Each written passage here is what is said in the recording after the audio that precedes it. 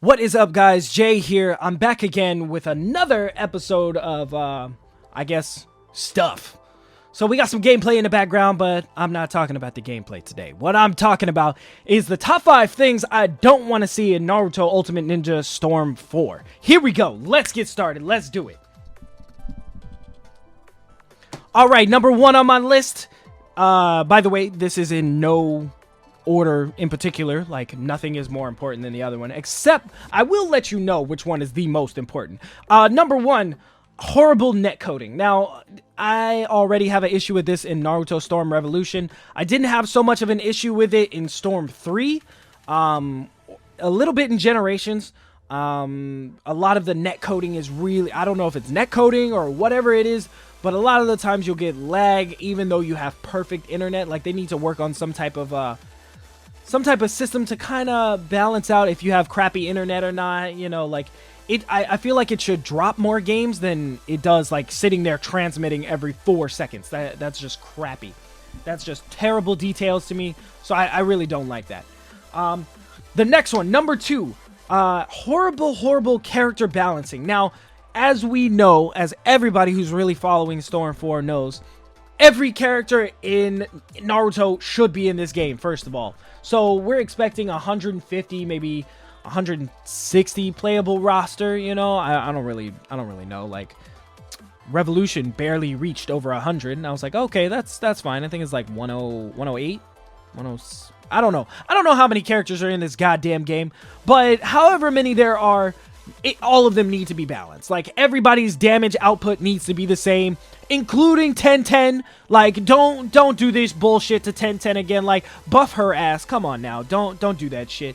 And nerf Sasuke, please. Just make sure the first thing you do is nerf characters before you do any balancing. Like don't buff any characters. Once the game comes out and you're like, oh, these characters are uneven, don't buff anybody at first. You need to nerf people. That's what it is. You need to normalize the damage for everything. Everybody should have the same damage output, no matter what the character is or, you know, what their specialty is. Like, Lee's taijutsu, I understand, should be, you know, like, if he uses his taijutsu ninjutsu or whatever, like, you know, when you press triangle, circle, or Y, B, or whatever the hell you're playing on, and you do the leaf spinning kick, that should do the exact same amount of damage as Naruto's Rasengan. Now, if it's a chargeable move, then yeah, it should do more damage. So, you know what, just get that together, and, you know, we'll be great. Number 3 on my list, I don't want to see any support characters whatsoever in this game. It makes absolutely no sense to have characters that are in this game that are absolutely only support. That's just the dumbest thing, in my opinion, because those are characters that we could utilize to play as. And you know what? Come to think of it, in Storm Revolution, we have 6 additional slots. I believe it's 6. Yeah, 6 additional slots that are on the 4th page where the PTS characters are. Those could be hit and miss, Ninja, just saying.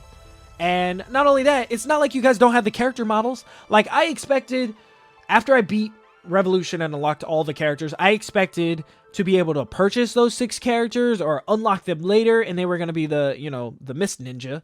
But they were going to be support only because the models were in Storm 3, so I figured they should be in Revolution, right? Right? Wrong. That's what's got me a little skeptical about this. Moving on to the next one, number 4, Cho-Cho. I do not want to see Cho-Cho's ratchet ass in this game. I swear, I know she's not going to be in this game, you know, because that's Naruto Gaiden and the Scarlet Letter or whatever. But you know what? It's just, I don't want to see this bitch in the game. Like, watch them give one DLC character and it's Cho-Cho, just for me, because they're just trolling my ass. So please, everybody, just vote no Cho-Cho. They're already putting useless characters in this game. We already got Rin and Hanabi, but we don't have Hazashi for some reason. I don't know. And now we got 4 different versions of Obito. Fucking amazing. Let's do it. And last one, but certainly not least, I think the Cho-Cho one is probably the most important. Please don't put that bitch in the game. Is unnecessary DLC. This is probably one of the closer to the top, like, unnecessary DLC. And what I mean by that is literally tons and tons and tons of costumes that are over $2 a piece. Because it's just cosmetic DLC, like, Nobody really wants to pay over $2 for that shit. Now, I can understand if you put out, you know, large packs of like previous DLC for like $5. You know, every Storm Revolution DLC, one for $5. Every full burst Naruto Storm 3 and Generations DLC, $6, $7. That's it. I shouldn't pay over $7 for any DLC that's just cosmetic. It's just stupid. That's ridiculously stupid. It needs to have at least, like, if I am gonna pay for that, like a $9.99 pack or something, it needs to include a costume for every motherfucking character. That's $10 right there, god damn it. Like, if you really think about it, a game that you're paying $60, $65 for, you know, $54 if you got it like that, $10 is a pretty big percentage of $60. Just saying, like, if you really think about it, like, had you bought 6 DLC packs, you just spent $60. By then, you should at least have a costume for every single character, right?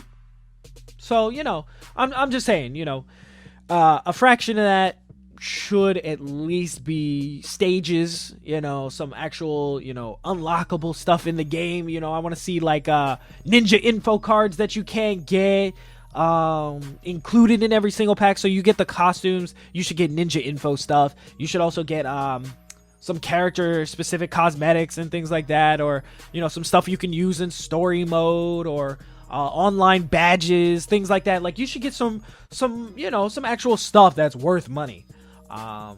And please don't do the Dead or Alive thing where you put out individual costumes for characters for like 99 cents and shit. Like, don't do that bullshit. We don't want to see that. I want to see some story DLC. I would gladly pay $9.99 for some, you know, lengthy story DLC. That's what I want to see. So the only time you should be putting out DLC is post-game, and after the game is doing well, wait a little bit, and then just put a bunch of shit in there. Like an unnecessary amount of stuff, just put it in there. Be generous with your DLC, goddammit. We're gamers, we're tired of getting raped by every single developer out there and publisher out there who's just like, yeah, you know what? Let's cut stuff out of the game and then just charge hella money for it. Like, we're tired of that. Be different, CC2. Let's get it. Come on. This is the year to change, goddammit.